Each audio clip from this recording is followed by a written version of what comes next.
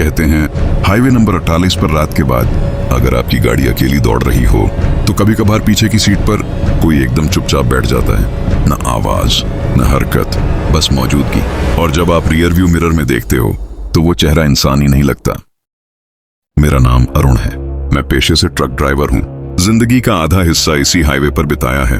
लेकिन जो मैंने उस रात देखा उसने मेरी पूरी सोच, पूरा आत्मविश्वास सब बदल दिया। उस दिन 11 बज रहे थे। मैं जयपुर से मुंबई की ओर जा रहा था। कंटेनर ट्रक पूरी तरह लोडेड था, इसलिए स्पीड सिर्फ 45-50 ही रख सकता था। रात साफ थी, हवा थोड़ी ठंडी और हाईवे 48 हमेशा की तरह शांत, लंबा और थोड़ा डरावना। लगभग 12:30 बजे मैं भीलवाड़ा के पास पहुंचा। सड़क एकदम खाली थी, इतनी खाली कि कई किलोमीटर तक एक भी गाड़ी दिख नहीं रही थी। मैंने रेडियो ऑन किया, लेकिन सिर्फ खर्र खर्र की आवाज आ रही थी। FM बदल कर देखा, सभी चैनल पर वही अजीब सी गूंज, जैसे किसी टूटे हुए स्पीकर में सांसें भर रही हों। छोड़ यार, मैंने रेडियो बंद कर दिया। थोड़ी देर बाद अचानक मेरा पूरा ट्रक एक झटके से हिला, जैसे किसी ने पीछे से धक्का मारा हो। मैंने तुरंत रियर व्यू मिरर देखा, कुछ नहीं, पूरी सड़क खाली। मैंने सोचा शायद टायर किसी गड्ढे से टकराया होगा, लेकिन हाईवे बिल्कुल समतल था। मैं थोड़ा बेचैन हुआ और अपने आप से बोला, अरुण तू ज्यादा सोच रहा है, चल चल आगे। मैंने ट्रक आगे बढ़ाया। करीब 5 मिनट बाद मुझे लगा जैसे कोई इंसान ट्रक की केबिन की छत पर चल रहा हो, धीमे भारी कदमों से। टप टप टप। मैंने डरते डरते साइड में गाड़ी रोकी, इंजन बंद किया और केबिन से उतरकर ऊपर देखा। कुछ नहीं था, बस हवा और घना अंधेरा। मैं ट्रक में वापस आया। इग्निशन घुमाया ही था कि मेरी नजर पड़ी। पीछे की सीट पर एक औरत बैठी थी। सफेद साड़ी, लंबे उलझे बाल, चेहरा आधा अंधेरे में और सिर थोड़ा झुका हुआ। मेरा पूरा शरीर सुन्न हो गया। दिल की धड़कन इतनी तेज कि लगता था कानों से सुनाई दे रही है। मैं चिल्लाया, कौन है तू, कैसे आई अंदर? लेकिन वो औरत बिल्कुल शांत बैठी रही, कोई हरकत नहीं, सिर्फ सिर झुका हुआ और बाल चेहरे पर लटके हुए।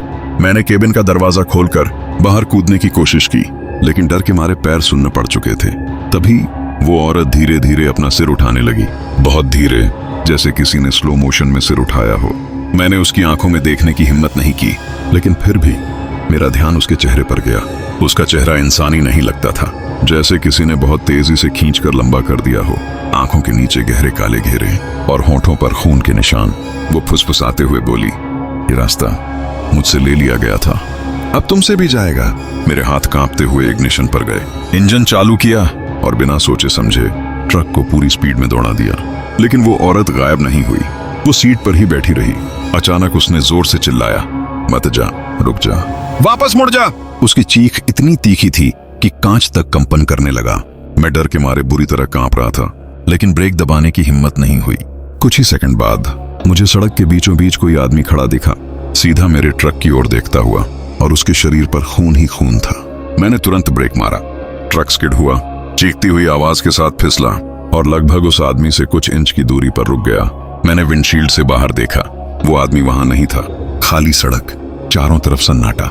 मुझे लगा शायद मैं भ्रम देख रहा हूँ, शायद डर के कारण ऐसा लग रहा है। लेकिन फिर पीछे से महिला की वही फुसफुसाहट आई, तुम्हें भी यही रुकना था।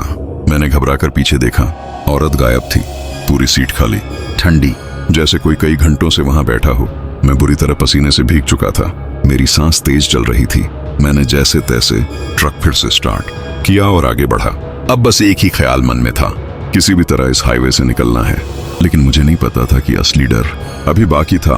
ट्रक फिर से चल पड़ा था, लेकिन अब सड़क बदल चुकी थी। सिर्फ सड़क नहीं, माहौल भी। हवा पहले से भारी लग रही थी, जैसे किसी ने पूरे माहौल की आवाजें चूस ली हों। न झिंगुरों की आवाज, न दूर दूर कहीं चलती किसी गाड़ी की रोशनी, बस मेरे ट्रक का इंजन और दिल की धड़कन। लगभग 1:10 AM हो चुके थे। मैंने खुद को शांत करने की कोशिश की, अपने आप से बोला, अरुण तू पागल हो रहा है। कुछ नहीं था वहां, शायद थकान है, पर अंदर कहीं पता था जो देखा वो सच था, बहुत ज्यादा सच। करीब आधे घंटे बाद हाईवे पर एक छोटा सा ढाबा दिखा, जिसकी सिर्फ एक मध्यम पीली लाइट जल रही थी। मैंने सोचा चलो पानी पी लूं, थोड़ा खुद को संभाल लूं। मैंने ट्रक साइड में लगाया। ढाबा एकदम वीरान था। कौन सा ढाबा रात 1:40 पर इतनी खामोशी में खुला रहता है? फिर भी प्यास लगी थी। मैं धीरे धीरे अंदर गया। टेबल पर एक बूढ़ा आदमी बैठा था, सफेद दाढ़ी, पुराने कपड़े और उसकी आंखें अजीब तरह से लाल दिख रही थी। मैंने कहा, पानी मिलेगा? वो बिना पलक झपकाए मुझे घूरता रहा, लगभग 10 सेकंड तक, जैसे मैं इंसान नहीं कोई परछाई हूं। फिर वह धीरे से बोला, आज इस रास्ते पर क्या काम है तुम्हारा? मैंने कहा, सामान लेकर मुंबई जा रहा हूं। वो फिर बोला, रात में इस हाईवे से नहीं गुजरते यहाँ के लोग, तुम भी निकल जाओ, बहुत देर हो गई है। मैंने उसकी तरफ देखा। आप क्या कहना चाहते हो? उस बूढ़े ने टेबल पर हाथ मारा और चिल्लाया, वो औरत दिख गई होगी तुझे। मेरी रीढ़ की हड्डी ठंडी हो गई। मैंने डर कर पूछा, कौन औरत? वो झुककर धीरे से बोला, सफेद साड़ी वाली, जिसका सिर आधा लटकता है और जो ड्राइवरों से बोलती है, मत जा, वापस मुड़ जा। वही तो। मेरे हाथ कांपने लगे। मैंने पूछा, आपको कैसे पता? वो गहरी सांस लेकर बोला, क्योंकि बेटा, वो मेरे बेटे को भी ऐसे ही ले गई थी।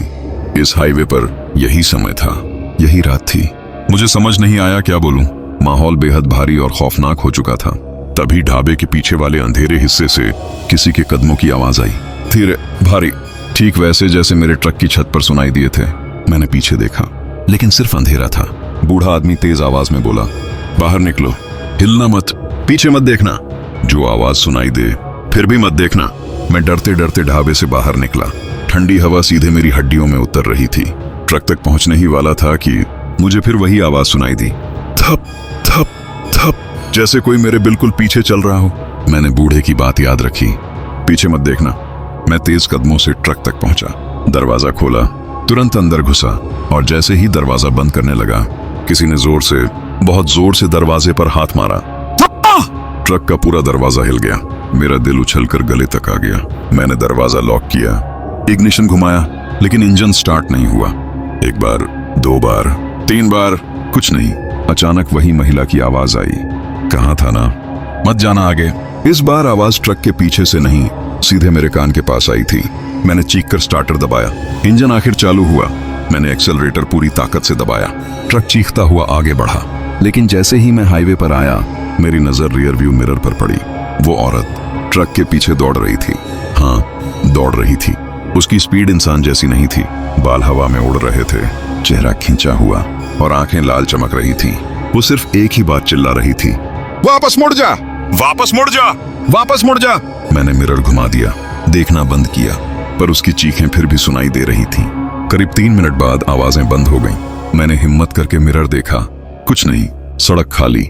मैंने बड़ी राहत की सांस ली, लेकिन तभी मेरी नजर सीधे सामने गई।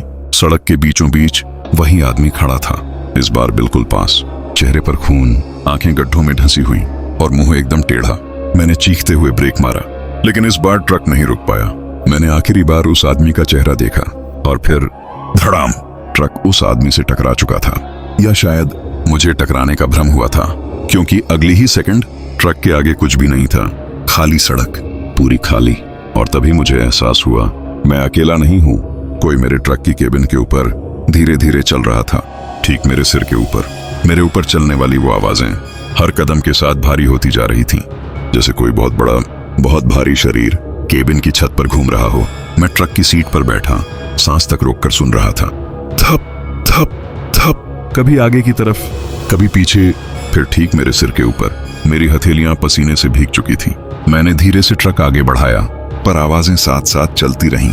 फिर अचानक आवाज बंद हो गई, पूरी तरह खामोशी। मैंने सोचा शायद वो चीज उतर गई है। थोड़ी हिम्मत करके मैंने खिड़की से बाहर झांका। सड़क खाली, अंधेरा और बस मेरे ट्रक की हल्की रोशनी। मैंने राहत की सांस ही ली थी कि टक टक टक। खिड़की के ठीक पास किसी ने उंगली से शीशे पर थपथपाया, धीमी, खतरनाक, जैसे कोई कहना चाहता हो, मैं यही हूं। मैंने खिड़की की तरफ देखने की हिम्मत नहीं की, बस सामने देखकर धीरे से बुदबुदाया, हे भगवान, रक्षा करना। कुछ सेकंड बाद वो थपथपाना बंद हुआ, लेकिन उसके बदले धीमे धीमे एक हंसी सुनाई दी। एक अजीब, लंबी, डरावनी हंसी। मैं अंदर तक कांप गया। ये इंसानी हंसी नहीं थी, इसमें दर्द था, घुटन थी और पागलपन भी। अचानक, बिना किसी चेतावनी के, खिड़की के बाहर कुछ तेजी से गुजरा, जैसे सफेद कपड़ा। मैंने तुरंत देखा, औरत खिड़की के बाहर ट्रक के बराबर बराबर दौड़ रही थी। चेहरा पूरा नजर आ गया था, एक आंख गायब, नाक का आधा हिस्सा उखड़ा हुआ, बाल उलझे हुए और होंठ फटे हुए जैसे किसी ने खींचकर फाड़ दिए हों। वो चीख रही थी, रुको रुको, सुनो। उसकी आवाज इतनी तेज थी कि मेरे कान तक बज रहे थे। मैंने स्पीड बढ़ाई, 80, फिर 90, लेकिन वो औरत ट्रक के साथ साथ ही दौड़ रही थी। अचानक वो खिड़की के पास झुकी और जोर से बोली, तुम भी मेरे जैसे बन जाओगे। इसी हाईवे पर जैसे ही वो बोली, उसका चेहरा खिड़की से टकराया। ठाक! शीशे पर उसके खून के छींटे पड़ गए। मैं डर के मारे पागल होने वाला था। कांपते हुए मैंने हॉर्न बजाया, लाइटें फ्लैश की, लेकिन वो पीछे नहीं हटी। फिर अचानक वो गायब हो गई। एकदम से मैंने सांस छोड़ी ही थी कि थप! वो औरत सीधे केबिन के सामने कूदकर विंडशील्ड पर चिपक गई। उसके बाल कांच पर फैले हुए, चेहरा अंदर की तरफ दबा हुआ और आंखें खून से भरी। वो चिल्लाई, मत जा आगे, वापस मुड़ जा। वो इंतजार कर रहा है। मैंने बेतहाशा ब्रेक मारा। ट्रक सड़क पर घूम गया। टायरों की चीख, धूल का गुब्बार और मेरा सिर लगभग स्टीयरिंग से टकरा गया। ट्रक रुकते ही मैंने विंडशील्ड देखा। वो औरत गायब थी, खून भी गायब, कांच एकदम साफ, जैसे कुछ हुआ ही नहीं। मैं हाँफ रहा था, हाथ कांप रहे थे, सीने में दर्द होने लगा था। मैंने खुद को संभाला और ट्रक को एक बार फिर स्टार्ट किया। इतना डर चुका था कि लग रहा था मेरे भीतर की हिम्मत टूट चुकी है। कुछ दूर चलने के बाद मुझे हाईवे के किनारे एक छोटी टूटी फूटी झोपड़ी दिखी। सामने हेल्प लिखा था, लाल पेंट से या शायद खून से। मेरे अंदर से एक आवाज आई, मत रुक अरुण, आगे बढ़। पर उसी समय वॉकी टॉकी अचानक चालू हो गया, जबकि मैंने उसे बंद कर रखा था। उसमें से वही महिला की टूटती हुई आवाज आई, झोपड़ी में मत जाना, वो तुम्हें देख रहा है। पहली बार उस आवाज में डर था, जैसे वो मुझे नीचा दिखाना नहीं, मेरी रक्षा करना चाहती हो। मैं घबरा गया। ये क्या हो रहा है? कौन है वो अपनी चेतावनी बार बार क्यों दे रही है? अचानक मेरे ठीक सामने दूरी में एक ट्रक खड़ा दिखा, बिना लाइट के, बिना ड्राइवर के, पूरा जला हुआ, काला पड़ चुका। मैं पास गया और नंबर प्लेट देखी, RJ0649 है। तो मेरी सांस रुक गई। ये वही नंबर था जो सड़क के बीच खड़े खून से सने आदमी की शर्ट पर लिखा था। मतलब ये उसी का ट्रक था, सालों पहले जला हुआ, और उसी की आत्मा हाईवे पर भटक रही थी। मैं ट्रक की तरफ देख रहा था कि अचानक उसमें बैठे एक काले साए ने सीधे मेरी ओर देखा। लाल चमकती आंखें, पूरी तरह जला हुआ शरीर और एक दमदार भारी आवाज, अब तू भी यहीं रुकेगा? जला हुआ वो ट्रक, उसके अंदर बैठा वो साया और उसकी लाल चमकती हुई आंखें। मैं पूरी तरह सुन्न हो चुका था। सांस तेज, दिल दोगुनी रफ्तार से धड़क रहा था, जैसे पूरा शरीर मेरा नहीं, किसी और के नियंत्रण में हो। वो काला साया धीरे धीरे उठने लगा। उसकी हर हरकत से कोयले की राख झड़ रही थी, जैसे उसका शरीर आग में नहीं, अंदर से जलता हो। वो केबिन से उतरकर धीरे धीरे मेरी तरफ बढ़ा। हर कदम पर सड़क पर जले हुए निशान पड़ रहे थे। मैं अपनी जगह जम चुका था, पैर जैसे जमीन में धंस गए हों। मैं भागना चाहता था, पर शरीर हिल ही नहीं रहा था। वो साया मेरे बिल्कुल पास आकर रुका, चेहरा इतना पास कि उसकी जली हुई खाल की बदबू मेरी नाक में भर गई। वो भारी टूटती हुई आवाज में बोला, तू भी मेरी तरह जल जाएगा यहीं, इस हाईवे पर। उसने अपना हाथ मेरे कंधे पर रखने की कोशिश की। उसका हाथ अंगारों की तरह चमक रहा था। अगर छू जाता तो मेरा कंधा उसी वक्त गल जाता। तभी अचानक दूर से एक ट्रक की हेडलाइट दिखी, तेज रोशनी। वो रोशनी जैसे ही हम पर पड़ी, काला साया चीख उठा, नहीं।